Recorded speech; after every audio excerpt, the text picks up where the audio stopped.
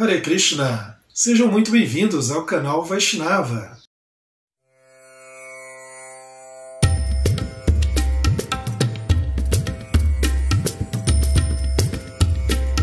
No vídeo de hoje, daremos sequência à nossa série Perguntas e Respostas, que estamos aí iniciando essa série. Esse é o nosso terceiro vídeo, né, baseado aí em vários e-mails, mensagens que estamos recebendo, inclusive em comentários de alguns vídeos, de curiosidades, perguntas de várias pessoas acerca dos tópicos tratados nos vídeos aqui do canal, em especial nos vídeos do curso de Introdução à Cultura Védica Vaishnava, que é uma outra série que nós temos aqui no canal. Você pode depois dar uma corridinha lá na nossa playlist, dar uma olhada, mas também há perguntas aí de outros vídeos, aí, inclusive de outros participantes aqui de nosso canal, né? Então, essa série de perguntas e respostas busca responder essas questões de forma mais ampla, né, sem citar o nome de ninguém que nos escreve, né, porque muitas vezes ali tem mais de uma pessoa que faz a pergunta semelhante, parecida, precisaríamos de autorização para citar os nomes. Então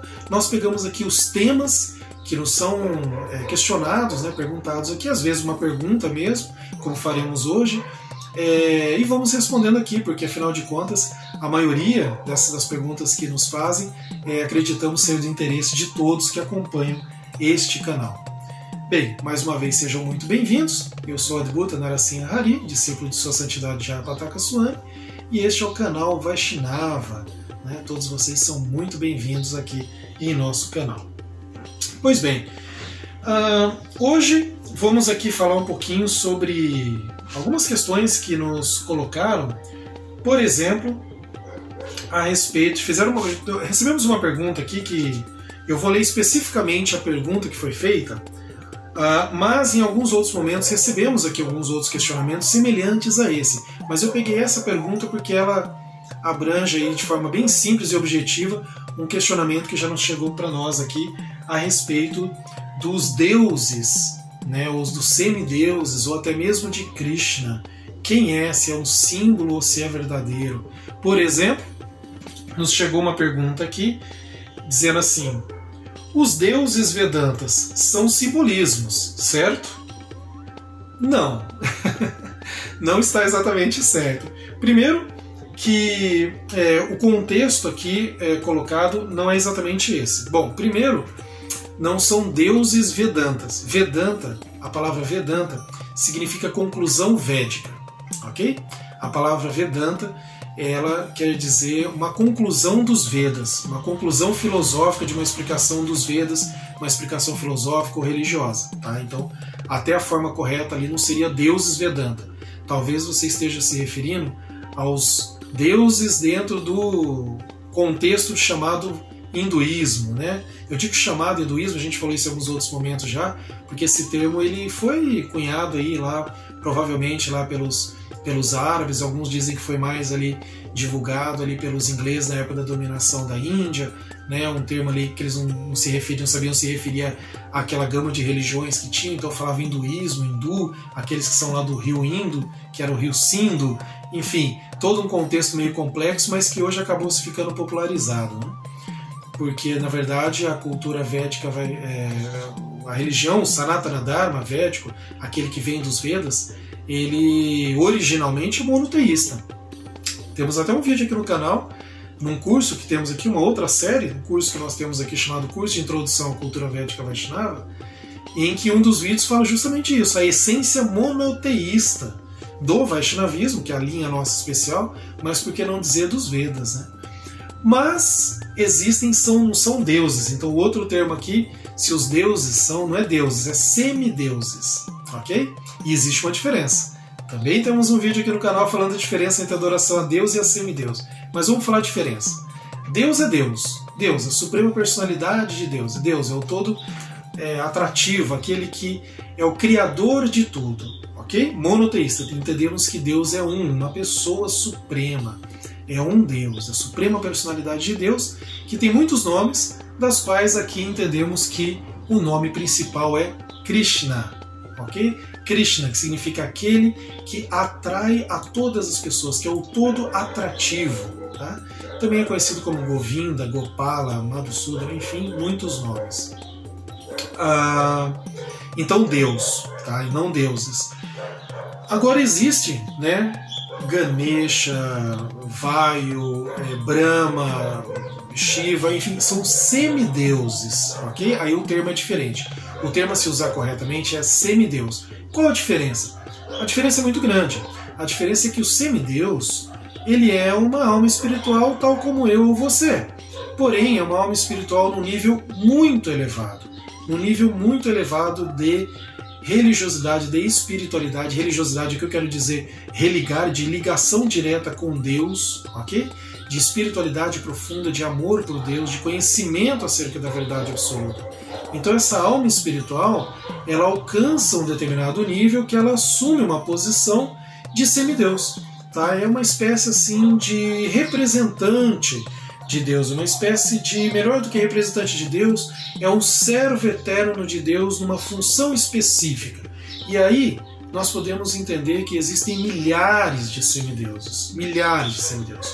O semideus do Sol, Surya, o semideus da Lua, Chandra, o semideus do vento, Vayu, né? Existem os mais populares, digamos assim, conhecidos popularmente como Ganesha, por exemplo, né? O Shiva, ou até mesmo o Sr. Brahma, né? Que é o criador. Enfim, são muitos os semideuses, milhares.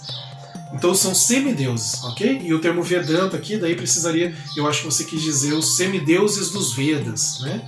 Bom, entendendo essa pergunta, então, os semideuses dos Vedas seriam simbolismo, certo? Não, não é simbolismo. Eles existem de fato, tá? Eles estão num plano espiritual, quer dizer, eles estão num plano sutil, é o melhor dizer, porque todos os semideuses se encontram num plano ainda nos universos materiais, tanto que eles têm um tempo de vida também. Esses semideuses, eles não são eternos, tá? Eles têm um tempo de vida muito longo comparado com o nosso tempo de vida, seres humanos aqui na Terra, no atual era em que estamos, mas eles têm um tempo de vida também, eles também nascem e morrem, embora o tempo seja muito longo, como por exemplo o Sr. Brahma, né, que tem um tempo de vida de milhares e milhares de anos solares, né, se formos comparar assim.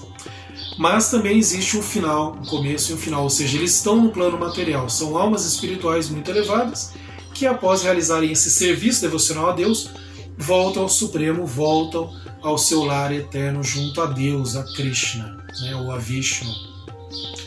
Mas, por isso mesmo, não são simbolismos, mas são seres verdadeiros, que regem determinadas funções dentro dos universos, tá? Como, por exemplo, o Sol, a Lua, o mar, o vento, tudo, absolutamente tudo, tem ali a gerência, vamos dizer assim, usando um termo empresarial, né, um termo que talvez seja mais comum às pessoas em geral. Eles gerenciam determinadas funções dentro do universo conforme as instruções de Deus, tá? Então não são simbolismos, né, são seres que existem de fato. E aí tem a diferença entre a adoração a esses seres, que, como eu já disse, são almas espirituais muito elevadas, mas têm o seu começo e fim, estão a serviço de Deus, né? E a adoração ao próprio Deus. E eu termino esse vídeo justamente convidando vocês a buscarem aqui no nosso canal um vídeo que fala justamente sobre isso, lá no curso de Introdução à Cultura Védica Vaishnava, que fala a diferença entre adorar Deus ou os semideuses. Tá? Se eu estou falando lá sobre a diferença, é porque eles não são simbolismos, mas são verdadeiros. Aí, é claro, isso está baseado, a pessoa pode dizer, bom, mas isso está baseado na fé, e eu não acredito. Também falamos aqui no canal da diferença entre fé e sentimentalismo, entre fé e entre religião baseada em filosofia, que é o que Prabhupada diz, que a religião verdadeira ela é baseada numa filosofia verdadeira e concreta, e entre apenas a filosofia vã, sem religião, né, ou mesmo um sentimentalismo.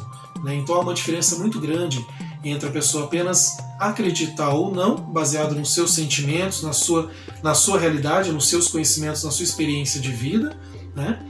E ela buscar aquele conhecimento tal como um cientista buscaria um conhecimento racional, né, um conhecimento material. Ele também não se basearia na fé e na opinião, no julgamento próprio, né? Ele não se basearia ali no seu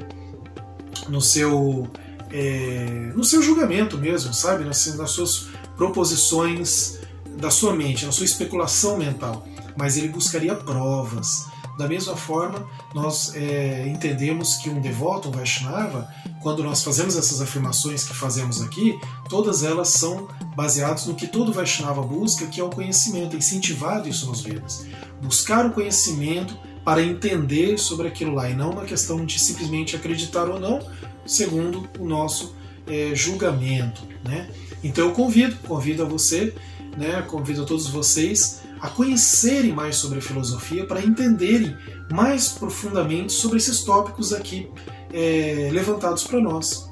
E claro, agradeço muito a quem enviou esta pergunta para nós, uma pergunta muito interessante, que muitas pessoas têm ali questionamentos acerca disso e que nos proporcionou em fazer esse vídeo e falar sobre tópicos aí que entendemos ser muito importantes. Então, espero ter respondido para vocês, espero que tenham gostado, aguardamos novas perguntas e muito obrigado por assistir e participar de nosso canal. Muito obrigado, Hare Krishna.